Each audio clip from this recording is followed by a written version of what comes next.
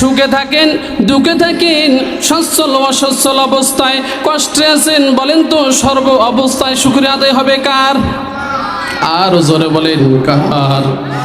আল্লাহ তাআলা রাসূল হাদিসের ভিতরে বলেন, আউয়ালু মান ইউদআ ইলাল জান্নাতি ইয়াউমাল কিয়ামাতিল্লাযীনা ইয়াহমাদুনাল্লাহা ফিস সাররাই ওয়াদ দাররা।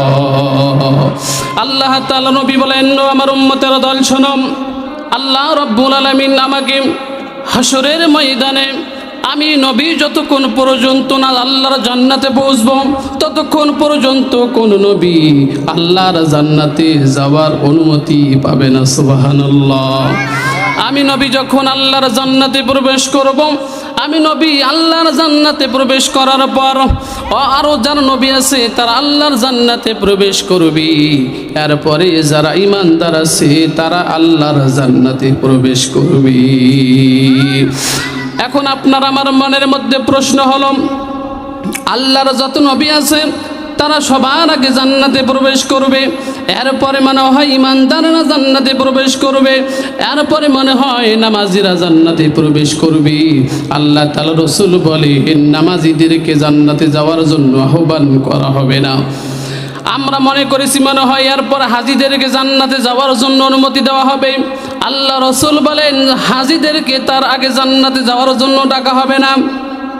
আমরা মনে করেছি রোজাদার যারা ছিল তাদেরকে মনে হয় জান্নাতে যাওয়ার জন্য আহ্বান করবে।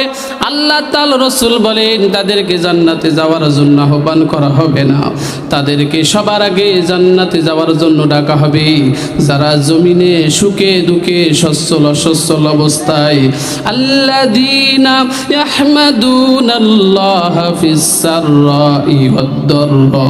আল্লাহ রাসূল বলেন, যারা সুখে দুঃখে সচ্ছল অসচ্ছল অবস্থায় আল্লাহ রাব্বুল আলামিনের শুকরিয়া আদায় করেছি, আল্লাহ রাব্বুল আলামিন তাদেরকে আগে জান্নাতে যাওয়ার জন্য আহ্বান করবে।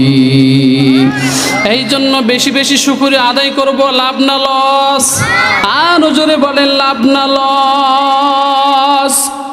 সম্মানিত হাজিরিন, আমি কোরআনুল কারীম থেকে একটা আয়াত তেলাওয়াত করেছি।